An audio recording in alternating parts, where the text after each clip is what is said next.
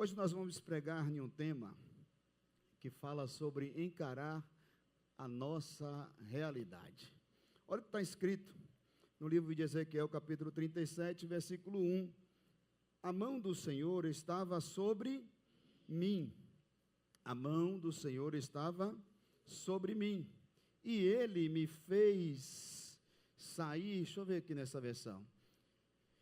E pelo seu Espírito Ele me levou, pronto, aí está bom. Veio sobre mim a mão do Senhor, e Ele me fez sair no Espírito do Senhor, e me pôs no meio de um vale que estava cheio de ossos. Verso 2, e me fez passar em volta deles, e eis que eram muito numerosos sobre a face do vale, e eis que o osso estava sequíssimo. Observe bem, gente, a fala desse capítulo 37, versículo 1, Deus ele está pegando o profeta Ezequiel e levando em um vale, e o vale era vale de ossos secos. A Bíblia vai dizer no tema que esse vale era vale de ossos secos. Só que no versículo 2 está dizendo que não era só seco, era sequíssimo. Ou seja, seco é uma coisa, sequíssimo é outra. É como se tivesse dobrado, né, a dose da sequidão. E esse vale estava falando sobre o povo de Israel, o povo que estava cativo, o povo que tinha morrido, né, e estava dentro desse vale. Agora imagine, quem leva o profeta lá?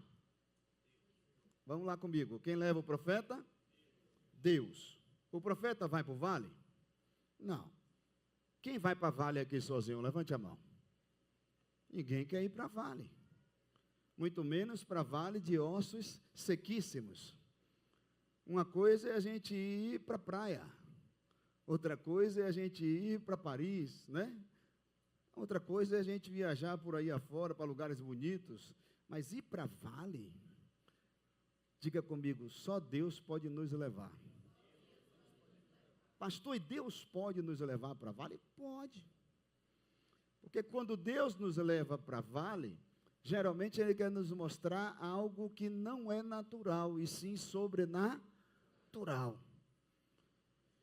Quando nós estamos vivendo na nossa vida algo que se pareça como um vale, na maioria das vezes a gente acha que a gente pode ter se colocado nesse vale. E há de convir que pode ter sido assim. Há de convir que a gente possa entrar no vale sozinho, mas não um vale de ossos secos, mas um vale na vida financeira, um vale na vida sentimental, um vale até mesmo de uma enfermidade, e por aí vai. Mas se tratando de este tipo de vale, ossos secos, só existe no cemitério, sim ou não? Ninguém vai para cemitério ver osso. Osso é algo que não tem valor. E além de osso não tem valor, a não ser para cachorro, osso não dá lucro, osso não serve para nada. E por quê? Qual foi o motivo? E a gente precisa questionar algumas coisas quando a gente lê a palavra. Qual foi o motivo que Deus pega esse profeta para ir a esse vale? A epígrafe do texto está dizendo que ele tem uma visão. E essa visão é de um vale de ossos secos, correto? Como deveria ser a visão de vale dos ossos sequíssimos. A situação era uma situação deplorável, uma situação muito ruim, muito sem nexo, talvez, para o profeta, para o que ele estava vendo. Ali ele nem sabia o que poderia acontecer. Mas a Bíblia fala o seguinte, que Deus manda ele profetizar no meio de um vale. Deus manda ele liberar uma uma palavra. Preste atenção, gente. Eu preciso que você entenda muito comigo o que é você ter uma vida cristã. Ou você crê, ou você não crê. Ou você entende que a palavra é real, ou você nunca vai viver o que a palavra diz. A palavra ela é sempre algo que a gente está escutando por longos dias das nossas vidas, talvez anos, talvez meses, talvez já uma década e por aí vai. Mas será que essa palavra, ela está sendo real para nós, ou a gente está encarando ela como uma realidade mesmo? Porque para encarar a palavra com realidade, nós precisamos encarar a nossa vida também como uma realidade, sim ou não? Qual era a vida do profeta? Uma vida tranquila, uma vida normal. O que é que Deus queria mostrar ao profeta? Uma visão. Essa visão era totalmente o que representava o povo de Israel, a vergonha que o povo de Israel ficou diante das outras nações. Ou seja, quem era Israel? Era a nação de Deus. E por que agora Deus está mostrando uma nação seca, sequíssima, como se o sol tivesse consumido tudo? Olha o que é interessante. Escute aqui comigo. O que é interessante? Deus mostra para o profeta que aquilo que ele estava vendo era agradável aos seus olhos? Sim ou não? Não. Era triste aos seus olhos. Não tinha nada para ver ali naquele lugar, praticamente dizendo. A realidade daquele povo ali, que estava totalmente um por cima do outro, o osso por cima do outro, tudo destruído, era algo que nem eu queria ver, talvez você também não, e muito menos o profeta naquela época. Aí você pode perguntar assim, mas pastor, não estou entendendo nada que você quer dizer. Calma lá, escuta. Osso é osso, sim ou não? Carne é carne, sim ou não? Osso não vende, osso não tem valor. Esse celular tem valor? Tem ou não tem? Se ele quebrar, ele continua tendo valor? Tem, porque é só pegar e comprar outro, porque ele tem valor. Um carro tem valor, sim ou não? Sim. Se o carro der defeito, o que é que faz? Conserta, ou você troca, porque ele tem valor, então você pode comprar esse bem. Mas e o osso? E aquela pessoa que virou uma nação irrelevante e destruída, uma nação sofrida, uma nação perdida, tem valor? Sim ou não? Para nós humanos, não. Por que não tem valor, pastor? Calma, eu vou chegar lá, eu vou começar a pregar já já. Por que não tem valor, pastor? Porque ninguém quer andar com quem não tem valor. Geralmente, quando você escolhe um amigo ou uma amiga, essa amiga e esse amigo tem que ser uma pessoa de relevância, ou igual a você, ou maior que você.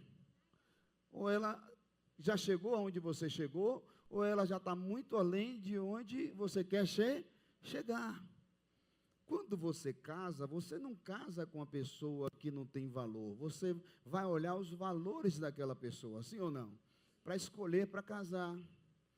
Tudo que você fizer na vida, você vai olhar o valor daquilo ali para ver se vale a pena ou não. Você investir o seu tempo, investir a sua vida, os seus dias, sim ou não? Porque você vai saber, né, escolher aquilo que você quer escolher. E nós, como seres humanos, nós temos uma tendência que quando nós vemos algo que não tem valor, que é deprovável a palavra certa? Deplorável, desculpe, é deplorável. A tendência nossa é se afastar desse tipo de pessoa. Por quê? Nós não queremos viver essa realidade de vida. Trocando de miúdos aqui, existem pessoas que estão nesse estado deplorável e às vezes também não conseguem encarar a realidade. Quer ver? Tem gente que é tão viciada em alguma coisa, e quando você fala para ela que ela é viciada, o que é que ela faz? Ela diz, eu não sou. Eu consigo vencer isso do dia para a noite. Mas não vence, não para. Tem gente que quer emagrecer, mas não consegue. Por que não consegue? Porque é mais forte do que ela. Porque ela não consegue encarar a realidade que ela necessita emagrecer, não por causa da vaidade, mas por causa da saúde dela. Tem gente que está vendo coisas que não servem, que não tem valor nenhum, como ossos, e vivendo isso, mas não consegue sair dessa situação. Por que, pastor, será?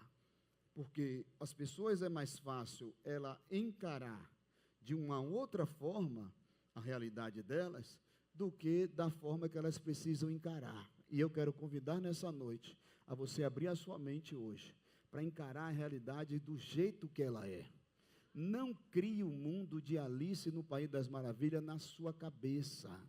Não crie um mundo espiritual que não existe na sua cabeça, porque o que eu estou vendo de gente aí, tudo sofrendo, sem sair do lugar, vivendo uma vida destruída, porque está criando fantasia e não está encarando quem ela é de verdade. Está na hora de a gente assumir quem somos de verdade.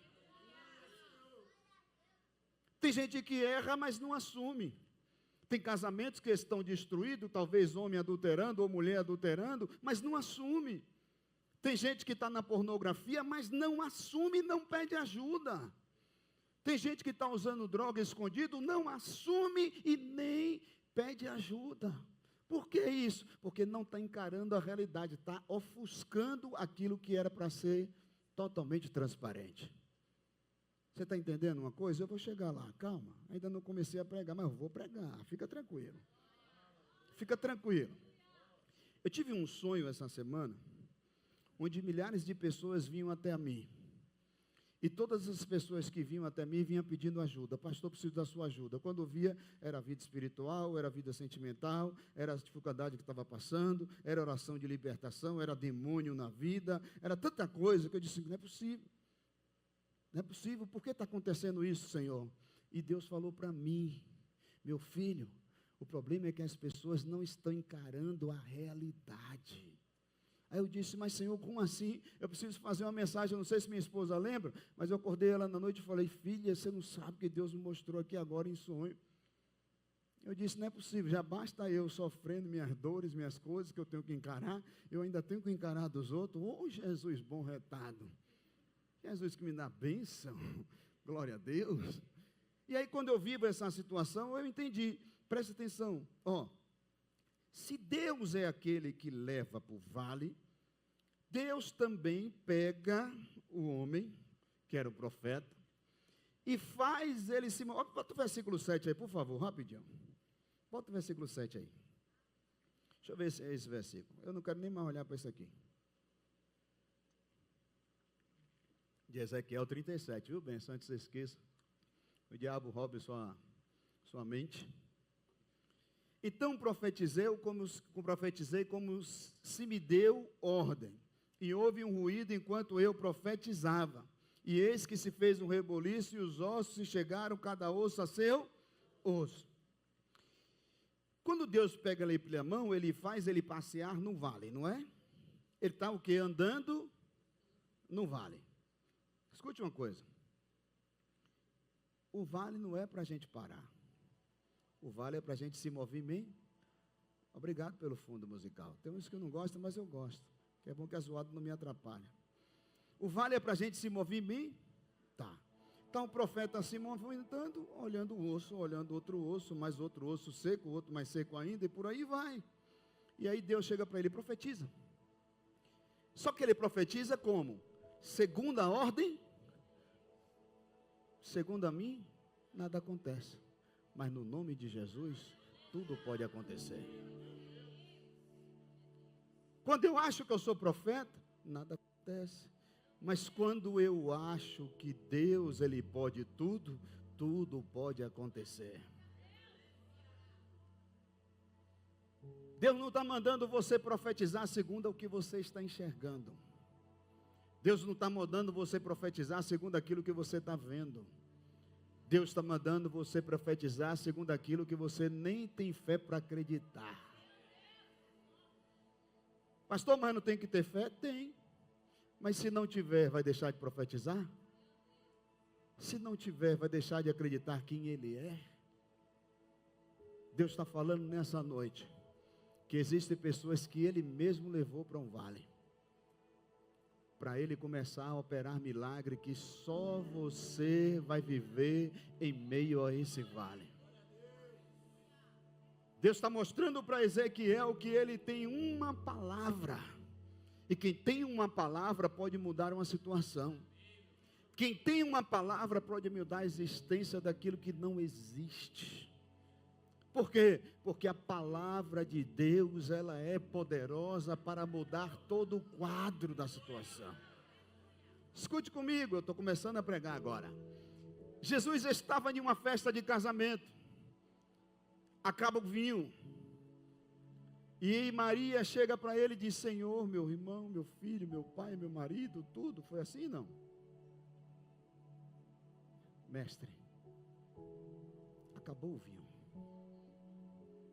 E ele dá uma ordem. Ele deu uma, manda encher encher pela metade. Sabe por que Deus não enche pela metade? Anota isso na cabeça. Sabe por que Deus não enche pela metade? Pergunta, por quê, pastor? Porque tudo que Deus dá para a gente, nada é pela metade, é sempre por completo. Eu recebi um milagre pela metade, não foi Deus. Deus, quando dá milagre 100%. A Bíblia diz que eles enchem as talhas. E enchem as talhas de quê? Venha comigo, de água. Eu quero pregar, mas eu quero acelerar. De água. Quando eles vão servir ao mestre Sala, eles estão servindo ao mestre Sala o quê? Água. Mas quando o mestre Sala pega, é o quê? É vinho. Espera aí, não era água? Se tornou por causa de uma ordem, de uma palavra. Uma palavra transforma a água. Quem disse que Deus não pode transformar a sua família da água para o vinho? Quem disse que Deus não pode transformar seu casamento da água para o vinho? Quem disse que Deus não pode transformar a sua empresa da água para o vinho? Basta você liberar uma palavra. E eu já estou liberando sobre a sua vida. Que esta semana será uma semana que Deus vai transformar água em vinho na sua vida. Escute. Estava Moisés e todo o povo sendo tirado do Egito. E Deus fala para Moisés: diga meu povo, para um lado tem inimigo, para o outro lado tem o quê? Marchar para onde? Marchar para onde? Fala. Para o inimigo ou para o mar? Quem tem uma palavra? Quem é que tinha uma palavra?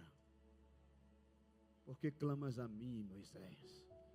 Eu já não mandei você marchar. Se eu mandei você marchar, não é para você recuar, não é para você olhar para trás, não é para você desistir, é para você avançar, mesmo que tenha um mar pela sua frente. O que é que vai impedir o homem ou a mulher de viver aquilo que Deus já ordenou? É o quanto ela está disposto a caminhar, a se movimentar. Estava no vale, mas estava se movimentando. Estava no meio da encruzilhada. Inimigo, mar. Mas estava o quê? Marchando. Diga para teu irmão, o teu milagre começa quando você não para de se movimentar.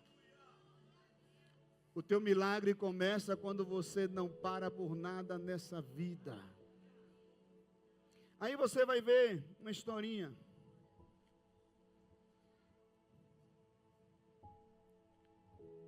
A realidade é algo que às vezes pode nos tornar seco por dentro. Você sabia disso?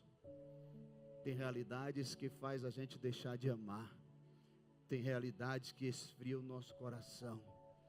Tem realidade que faz a gente tentar desistir, desesperar. Mas Deus, Ele está dizendo para mim e para você nesta noite: ei, não é sobre vocês, é sobre o quanto Ele pode fazer nas nossas vidas. Não é sobre a sua realidade, é sobre o quanto Ele tem poder para mudar a sua realidade. Não é sobre o osso que está sequíssimo, é sobre uma palavra que pode fazer reviver mesmo aquilo que ainda aos seus olhos já morreu. Trazer carne para osso é tranquilo para Deus. Trazer vida para osso é tranquilo para Deus. Restaurar aquilo que está destruído para Deus é tranquilo. E para mim talvez é impossível, mas é por isso que o impossível não pertence a mim, pertence a Ele. Vamos encarar a realidade, gente. De que se queixa o homem? A culpa está em você, ó. Está em mim, não está nele. O que eu preciso, pastor, é somente viver a palavra dele que já foi liberada sobre a minha vida. E o que mais? Profetizar. Profetiza no seu lar, profetiza nos seus filhos. Seus filhos estão vivendo uma realidade talvez afastada do Senhor, mas não pare de profetizar que eles vão se render ao Senhor. Talvez a existência da sua vida financeira esteja totalmente seca, mas profetiza que vai mudar o quadro dessa vida financeira e você vai ter para emprestar, como diz a palavra. Eu sei que riqueza é um dom, mas a prosperidade é para aquele que sabe viver, é aquele que é justo, aquele que é fiel. Então você pode até não ter riqueza, mas você pode ser próspero e nada te faltar. O que que Deus quer de mim, de você, nação que talvez esmureceu, que talvez está fraca, que talvez está seca por dentro? Ah, eu já fui traída demais, já fui traído demais. Ah, eu já sofri demais, não tem como mais acreditar em ninguém. Deus está falando, ainda tem pessoas que Ele valoriza nessa terra. Osso não tinha valor para o homem, mas para Deus tinha todo o valor. Aquilo que às vezes eu e você está desvalorizando, Deus está valorizando.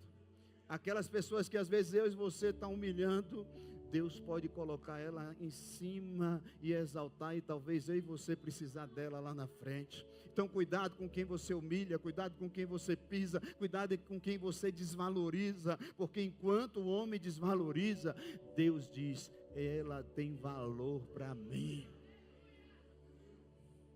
Não existe pessoas que Deus não dê valor. Talvez coisas, esse valor monetizável é uma coisa, mas eu não estou falando do valor de dinheiro. Eu estou falando de um valor que foi feito pelas mãos dele, formada por ele e soprada o fôlego dele. Então tudo que Deus faz é maravilhoso, tudo que Deus faz é perfeito, tudo que Deus faz, não tem homem que venha desvalorizar. Pastor, mas você não sabe o que eu já fiz? Talvez eu não saiba, mas Deus sabe. Pastor, você não sabe o quanto eu já estendi a mão? Não tem problema, eu não sei, nem quero saber, mas eu só sei que Deus já viu e sabe. E aquelas pessoas que te humilham, essas pessoas vão ver você de cabeça erguida e olhando para você e dizendo: olha, quem te viu, quem te vê. Ela estava no vale, mas agora saiu do vale e saiu de uma forma diferente, com a carne revigorada, com o corpo revigorada. E uma coisa eu lhe digo: soprou o Espírito Santo sobre ela. Vale não destrói.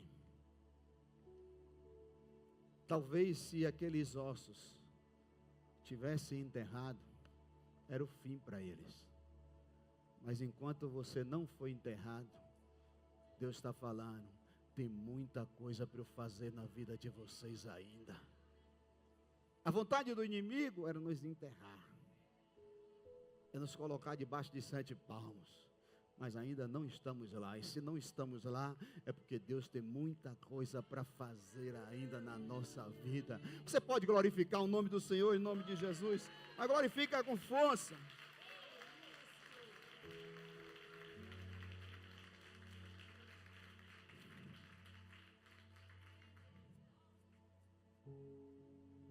Aprende essa lição aqui.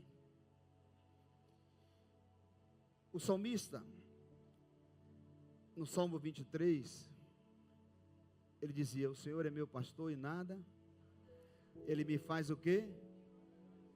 Que pastos verdejantes.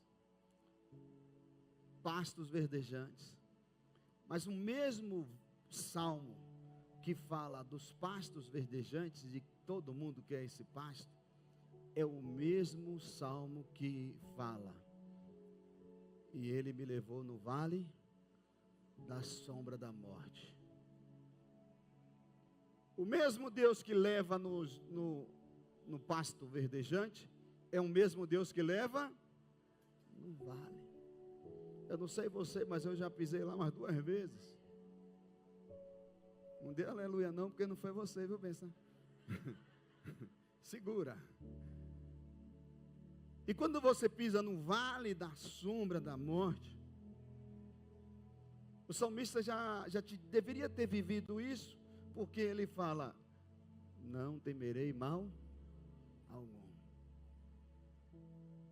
Quando eu hoje já passei por isso, eu posso dizer a mesma coisa: não temerei mal, porque eu já vi. Mas para quem não viveu isso,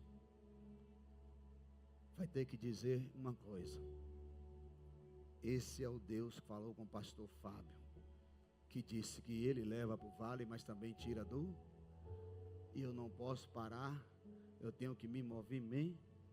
Eu me lembro quando eu fui para o vale, e os médicos diziam: vou te entubar. Esse foi o segundo vale. Está na hora de você se entubar. A saturação está 792, você está lá embaixo. E quando os médicos saíam, eu levantava, ia para o banheiro e saía para lá e ficava fazendo exercício, esticava a perna, dava banho, mexia para lá. E quando a enfermeira chegava, o enfermeiro, eles olhavam para mim e disseram: rapaz, o que você está fazendo? Eu disse: eu não aguento ficar em cama não, moço. Mas você não pode andar, você pode cair em qualquer momento. Eu disse: não caio não. Se eu cair do chão, eu não passo. Mas eu não vou ficar parado na cama. E nada me fazia ficar parado. Eu acreditava que Deus é aquele que é dono da vida e dono da morte. Lembra quando você vê que Jesus, ele estava no momento mais difícil da vida dele? Jesus, ele estava vivendo o momento do Gólgota. Ele sendo Deus, ele diz assim: eu não vou suportar isso, dói demais, aparta de mim, Senhor. Mas depois ele olha para lá e diz: esse vale eu vou ter que enfrentar, porque depois desse vale o meu Pai vai glorificar o meu nome nessa terra. Então não é sobre o que a gente passa, é sobre o quanto a gente está disposto a enfrentar a nossa realidade, gente. Chega de usar máscara. Tem gente que usa tanta maquiagem que ofusca quem ela é. Para que serve a maquiagem? Para melhorar a beleza, né? Mas tem gente que usa para ter beleza. E não, você não precisa fingir para as pessoas quem você não é. Você pode até melhorar, mas não dizer que você é aquilo que você não é. Eu tenho que mostrar para as pessoas o que eu não sou. Eu estou sendo o quê? Mentiroso. Eu estou sendo uma pessoa falsa. Mas quando eu mostro a minha realidade, vivo a minha realidade, eu coloco meus pés aonde? No chão. E passo a ser uma pessoa de verdade. E quando a Bíblia fala que nós temos que ser verdadeiros, a Bíblia não está dizendo para a gente ser mentiroso. Ou você é de verdade, ou você é de mim. Ou você é cristão, ou você não é. Ah, mas todo mundo tem um título de crente. Crente é uma coisa, até o diabo é, irmão. Não estou falando de crente. Estou falando de gente que decidiu, de fato, imitar a Cristo. E entender quem Cristo é de verdade. Aqui era um profeta. Mas o profeta estava sendo guiado por quem? Por Deus, pelo Espírito de Deus. E todo profeta que abre a boca para liberar uma palavra sobre a sua vida, ele não está te dando uma palavra de morte, ele está te dando uma palavra de vida.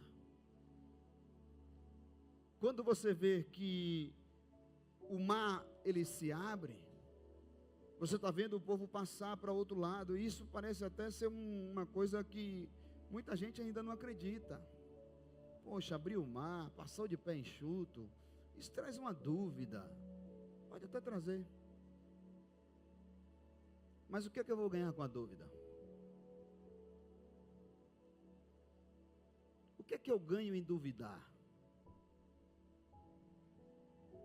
O que é que eu ganho em desacreditar? Eu ganho mais desacreditando e duvidando, ou eu ganho mais acreditando e crendo que eu posso chegar aonde eu quero chegar? É diferente. Tem um esposo que fala para a esposa: minha filha, muda isso. Mas ela acha que ela é perfeita. E não sei aqui não tem, graças a Deus, mas as mulheres são mais perfeitas do que os homens, não é assim ou não? Tudo elas estão certas. Mas como tem em outros lugares, os homens são melhores. A mulher está batendo na cabeça: para com isso, muda aquilo. E o homem: que nada, eu sou perfeito, porque eu sou provedor. E aí fica a disputa de quem é e quem não é. Quem é mais e quem não é mais. Mas nunca tem a disputa de quem diz assim: olha, eu vou mudar para te agradar, eu vou mudar para te honrar, eu vou mudar para você a sua vontade, eu vou mudar para ser um melhor marido, uma melhor esposa. Porque não disputa para fazer o certo? Porque a disputa é para se defender.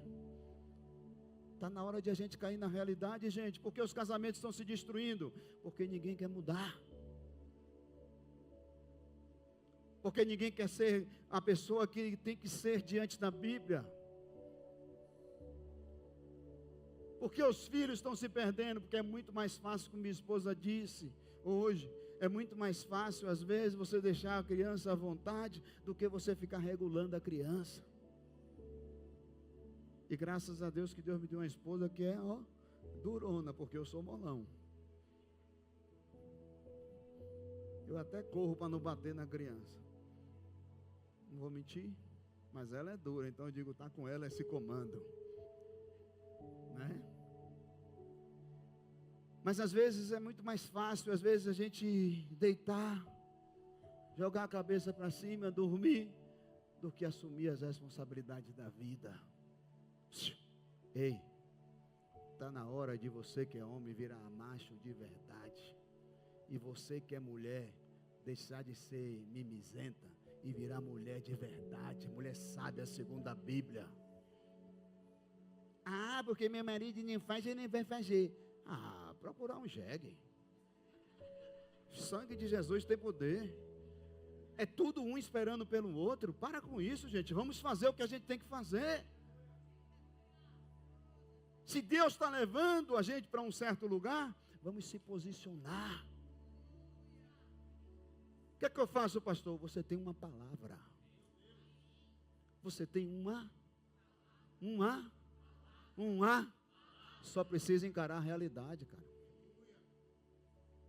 Está difícil o quê, cara? Está difícil porque você não se posiciona. Desculpa, gente, mas chega disso.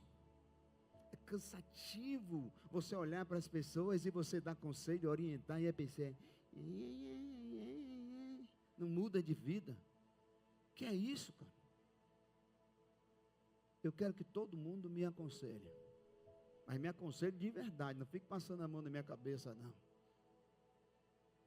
Porque o que está dificultando as pessoas mudar a realidade, pergunta para mim o que é. O que é, pastor? É elas receberem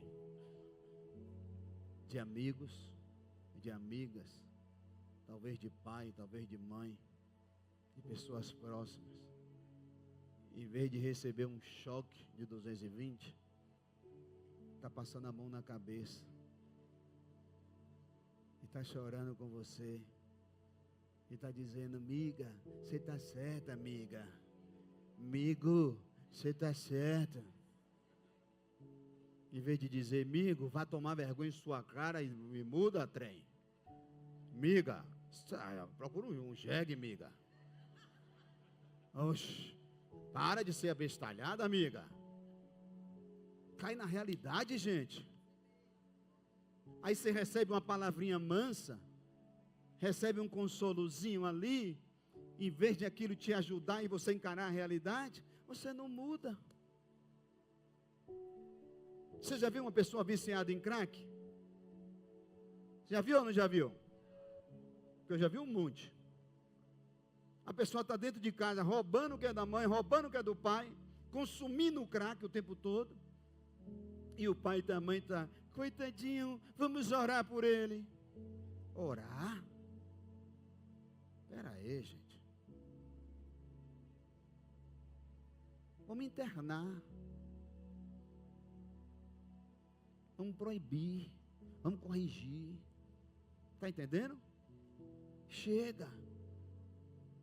Aí tem gente ali com filho e filha viciado em celular. Ah, mas eu preciso fazer as coisas. Aí deixa a criança o tempo todo, 24 horas no celular. Quando pensar que não, os olhos estão com problema, a mente está turbilhando de ansiedade, as crianças não estão dormindo direito, e a culpa é de quem? É sua, cara.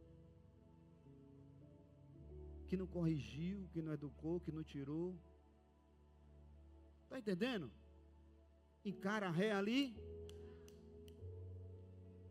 Encara a realidade.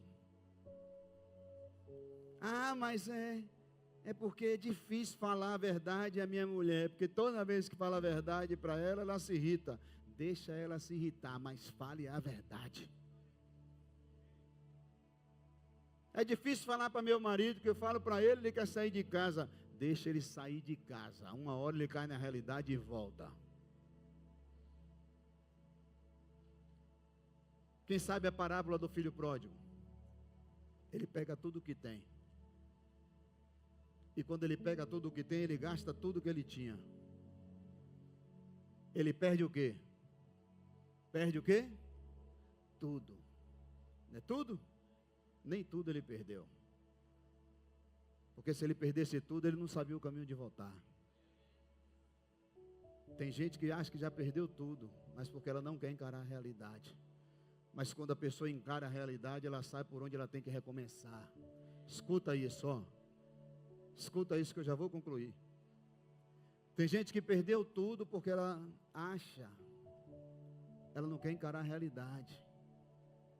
Mas aquele jovem, quando ele ora a realidade dele, que era comer farelo dos porcos, ele olha e diz assim, poxa, tem um caminho, que é a casa do meu pai. Mesmo que eu não seja aceito mais como filho, mas pelo menos eu poderia ser aceito como um trabalhador. Eu vou lá. para ver o que é que vai dar. Quem encara a realidade recomeça. Quem encara a realidade volta atrás. Quem encara a realidade vai lá pedir perdão. Quem encara a realidade não tem medo de se humilhar. Quem encara a realidade não tem medo de ser humilhado e ser jogado para fora. Levanta, vai. O que é que ele faz? Se movimenta. Vai ao Pai. Quando ele chega para o Pai está como? De braços abertos. Jesus não se importa com o tempo que você ficou seca ou seco.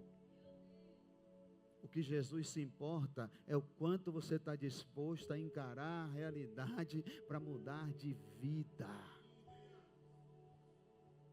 Porque tem muita gente, dizendo que é bom, que é isso, que é aquilo, que já mudou, que é dizimista fiel, que frequenta a igreja, que ora, que jejua, mas na hora que pisa no calo, o sangue de Jesus tem poder.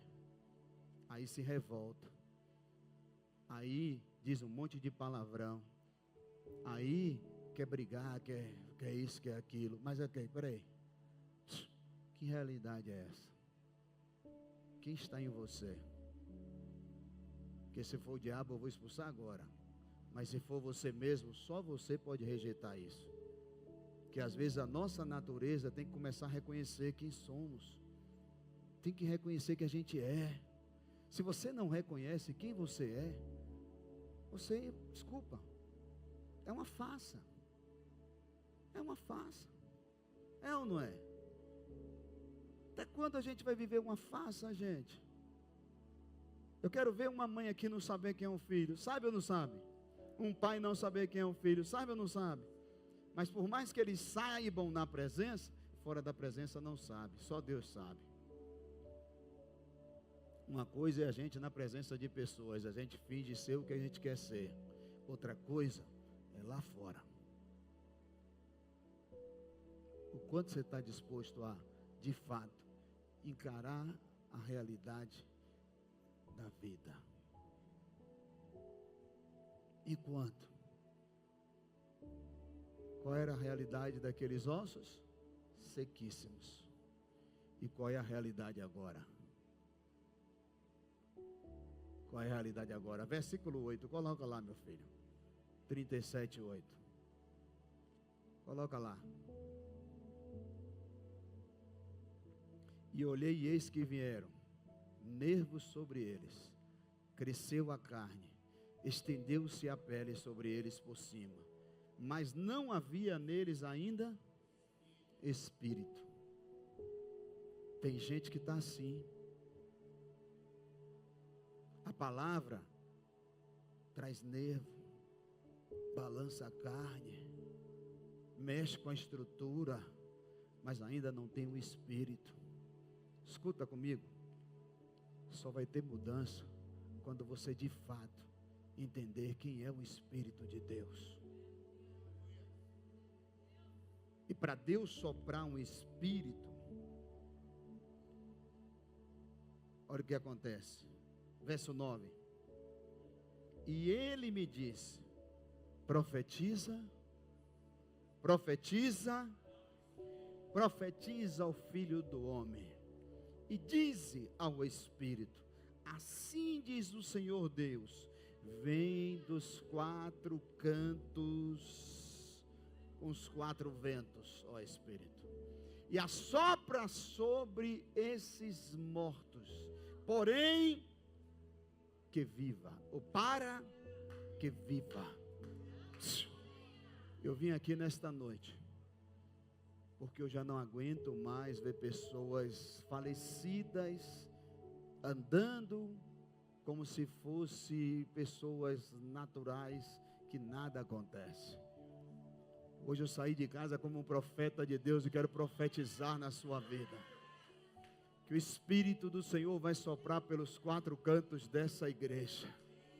E vai trazer vida de uma forma que vocês vão viver para glorificar o nome de Deus em tudo que vocês fizerem. O que era para dar errado na sua vida já não vai dar mais. A empresa que era para fechar já não vai fechar mais. O casamento que era para destruir não vai destruir mais. O filho que não ia voltar para a casa do Senhor vai voltar e vai glorificar o nome do Senhor contigo.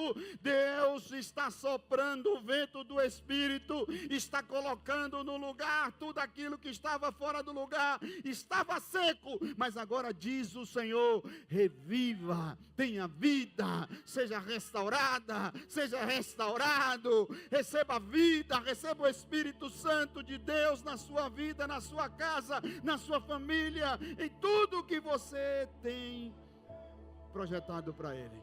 O Espírito do Senhor está sobre vós. O Espírito do Senhor está sobre vocês. Pedro era um homem bruto, mas quando o Espírito soprou, Pedro era um homem que nunca mais olhou para quem ele era. Talvez você não encarava a realidade de ontem, ou até mesmo a de hoje, mas a partir de agora eu estou liberando uma palavra que a sua realidade vai ser outra. Essa tristeza, nunca mais. Esse sofrimento, nunca mais. Essa dor, essa escassez, nunca mais. Deus está trabalhando no seu interior agora. E esse osso que está seco dentro do seu coração vai começar a ter carne, vai começar a bater, vai começar a pulsar, vai começar a ter vida. Esse sono que você não tinha mais, você vai começar a dormir. Esse momento difícil você estava passando em meio de um vale. Agora você vai andar de fato pelos vales, mas um vale de pastos verdejantes. Vai frutificar, vai ter fruto, vai ter vida, vai ser um milagre que você tanto desejava. Eu estou vendo o céu se abrindo nessa hora, eu estou sentindo a presença de Deus aqui. Venha para cá os levitas, eu estou sentindo que Deus vai abrir muita coisa aqui nesse lugar. Deus vai trabalhar na sua vida de uma forma sobrenatural, e eu vou profetizar mais uma vez: vai ter vida nesse vale. Oh Espírito Santo, tem vida aí, tem vida aí, tem vida aí. Aquilo que parecia impossível, Deus está fazendo coisa nova. Levante a sua mão para o céu e cante comigo: